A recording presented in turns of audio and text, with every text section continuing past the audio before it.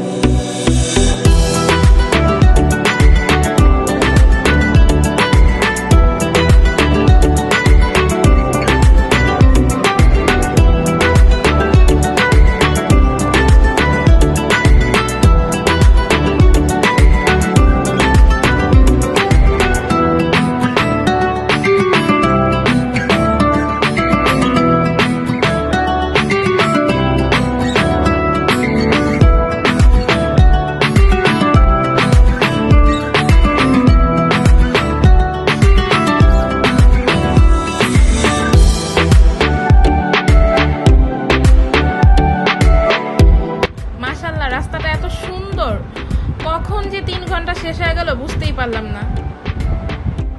আমি চাই আপনারাও একবার আসুন শুধু এই রাস্তাটা দেখার জন্য। তো আসার পর আমরা এতটা ক্লান্ত ছিলাম, তাই দুপুরে কি কি অ্যাক্টিভিটি করছি দেখাইতে পারি নাই। এই তো আমরা চলে আসছি হেলিপ্যাড ঘুরতে। এই তো সবাই মিলে খাচ্ছি ব্যাম্বু টি, চাটা অনেক মজা ছিল। এই তো খাচ্ছি আমরা চা খাচ্ছিলাম, আর এই তো একটু ঢং করতেছিলাম সবাই মিলে। চা নিয়ে ঢং করার সময় আমার সাথে কি হলো আপনারাই দেখে নিন। যাই হোক, কপালে ছিল। এবার চলে যাচ্ছি হেলিপ্যাডের উপরে আমরা। বিকেলবেলা এখানে এত মানুষ হয়, মাশাআল্লাহ, এখান থেকে ভিউটা অনেক সুন্দর।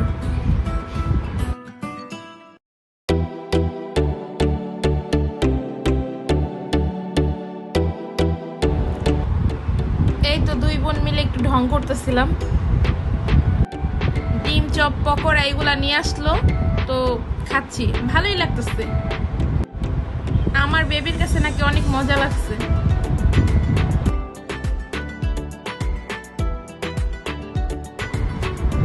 ভিউটা মাশাআল্লাহ এত সুন্দর, মন চাচ্ছিল সারা রাত এখানে বসে থাকি একা একা।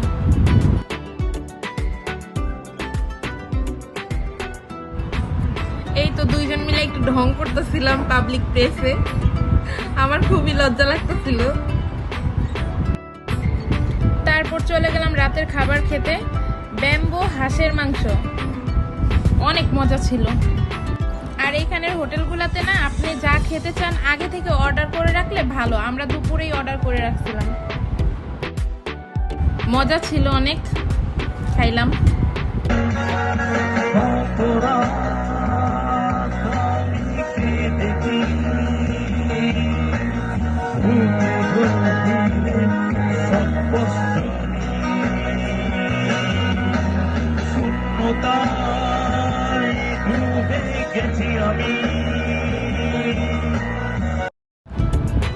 পরের দিন সকালবেলা ঘুম থেকে ওঠার পর মাশাআল্লাহ এত সুন্দর দৃশ্য, মনে হইতেছিল যে মেঘগুলা আমার মানে কাছে চলে আসছে।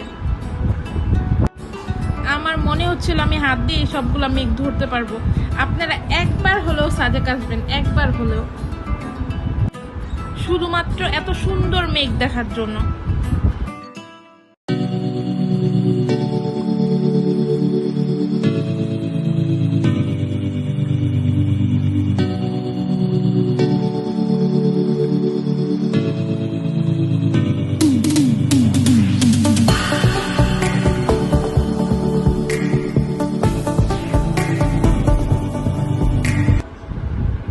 সবাই মিলে চলে গেলাম নাস্তা করতে।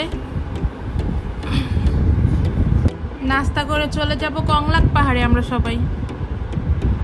আর হ্যাঁ, আমি জীবনের প্রথমবার ভিডিও বানাইতেছি, কিভাবে ভয়েস দিতে হয় না দিতে হয় আমি কিছুই জানি না, তাই এরকম মানে কি বলবো বেজা বেজা বেজা বেজা দিতেছি, আপনারা কিছু মনে করবেন না।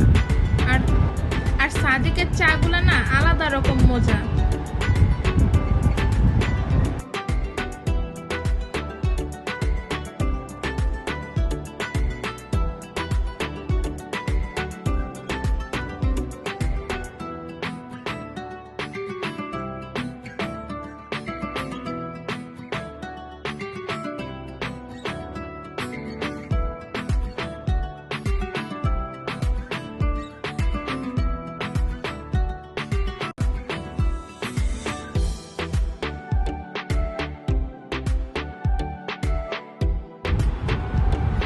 বাবারে বাবা, উঠতেছি কংলাক পাহাড়ের উপরে। আমার মনে হইতেছে যে আমি কত উপরে উঠতেছি, খুবই খুবই কষ্টকর, কিন্তু সুন্দর জিনিস দেখার জন্য একটু তো কষ্ট করতেই হয়।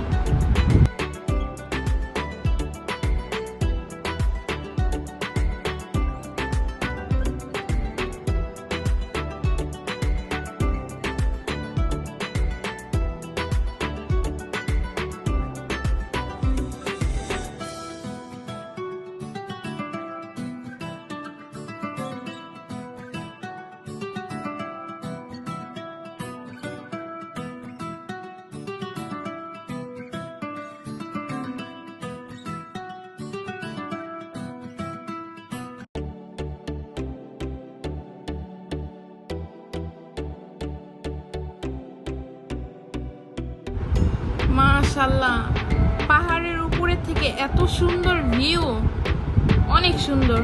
অনেক টায়ার্ড হয়ে গেছিলাম, এই তো খাচ্ছি লেমন জুস, ফ্রেশ ফ্রেশ।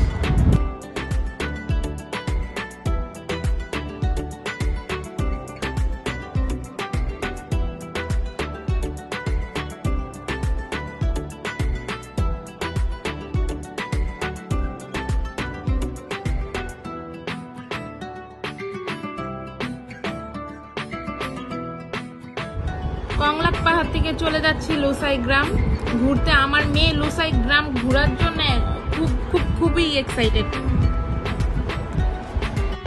আর লোসাই গ্রাম প্রবেশ করতে কিন্তু আপনাদের টিকিট লাগবে 30 টাকা করে জনপ্রতি।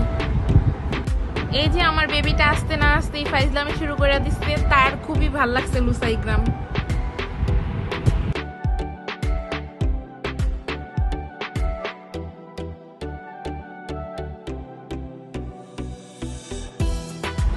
ঘুরতে ঘুরতে চোখে পড়লো দোকানদার ছাড়া দোকান, খুবই ইন্টারেস্টিং ব্যাপারটা। তো আমার মেয়ে বলতেছিল আম্মু লাচ্ছি খাবো, তো দেখলাম যে ওখানে খাওয়ার পর টাকা জমা দেওয়ার কথা লেখা আছে, তো আমার কাছে খুচরা ছিল না, তো আমি আবার যেয়ে নিয়ে আসলাম ওর বাবার কাছ থেকে। এই তো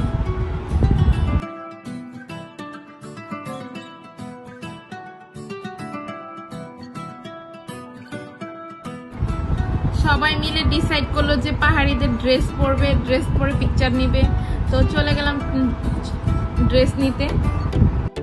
মাশাআল্লাহ, আমার মেয়েটাকে একদম পাহাড়ি রাজকন্যা লাগতেছিল, সে তো খুবই আনন্দিত এরকম নতুন জায়গায় আসতে পেরে, নতুন ড্রেস পরে।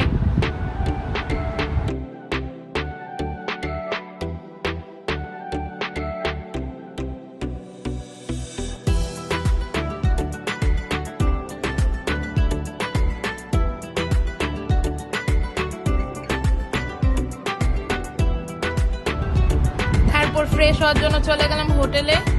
হোটেল থেকে চলে আসলাম দুপুরের খাবার খেতে। আমরা আগে থেকে হচ্ছে ব্যাম্বো বিরিয়ানি অর্ডার করে গেছিলাম, সেটাই খাচ্ছি। খাওয়া দাওয়া শেষ করে চলে গেলাম হোটেলে, শুয়েছিলাম। দেখি হঠাৎ করে দেখি মাশাআল্লাহ এত সুন্দর রংধনু উঠছে আকাশে। আসেন নিজের চোখে না দেখেন কখনোই মানে বিশ্বাস করবেন না যে এত সুন্দর হইতে পারে। আসলে আমাদের বাংলাদেশটাও খুব সুন্দর যদি আপনি ভালোভাবে ঘুরে দেখতে পারেন। এই তো চলে গেলাম বিকেলবেলা পার্কে, হেলিপ্যাডের পাশেই নিচে একটা পার্ক আছে, সেখানে চলে গেলাম। এই তো আনন্দ করতেছি সবাই মিলে, ভালো লাগতেছে আমার খুব। ফেরার পথে দেখলাম রাস্তার ধারে খুব সুন্দর সুন্দর বাঁশের মগ বিক্রি করতেছিল, তো ছোট বোনদের জন্য মগ কিনতেছিলাম। আমি আবার ওদের সাথে একটু মোলামুলি করে নিতেছিলাম। এই তো ঢাকা যাওয়ার জন্য রেডি হয়ে বসে আছি। সকালবেলা প্রচন্ড রোদ ছিল সেই দিন, বাবারে তাকানোই যাচ্ছিল না ক্যামেরার দিকে।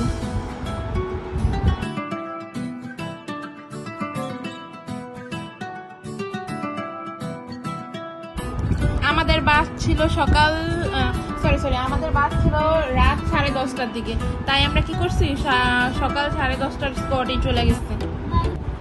এখনো আমাদের হচ্ছে 3টা স্পট ঘোরা বাকি ছিল। ড্রাইভার আঙ্কেল আমাদের বলতেছিল যে আপনাদের এখনো 3টা স্পট ঘোরা বাকি আছে। তো আমরা ফার্স্টেই চলে গেলাম রিসাং ঝর্ণা দেখতে। ঝর্ণাটা এত নিচে ছিল, আপনারা যারা হচ্ছে মানে ট্রেকিং করতে পারেন না তারা কখনোই নিচে নামবেন না, উপর থেকে দেখার চেষ্টা করবেন। কারণ আমার হাজবেন্ড নামার পর হচ্ছে সে খুবই অসুস্থ ফিল করতেছিল ওঠার সময়, তাই যারা মানে বৃদ্ধ তারা কখনোই নামার চেষ্টা করবেন না। তো আমার হাজব্যান্ড অসুস্থ হওয়ার কারণে আমরা আলুটিলার গুহাতে যাই নাই, আমরা হচ্ছে আপনার ঝুলন্ত ব্রিজ ওখানে গেছিলাম। যাওয়ার পরে একটু সময় কাটায়া পরে হচ্ছে আমরা হচ্ছে 5-6 ঘন্টার জন্য হোটেল নিচ্ছিলাম থাকার জন্য। তো ভিডিওটা আর বড় করছে না, আপনারা সবাই ভালো থাকবেন, সুস্থ থাকবেন, এই দোয়াই করি। আর সবাই একটা লাইক করবেন, কমেন্ট করবেন, সাবস্ক্রাইব করবেন। আর ভিডিওটা যদি একটু শেয়ার করে দিতেন তাহলে খুবই ভালো।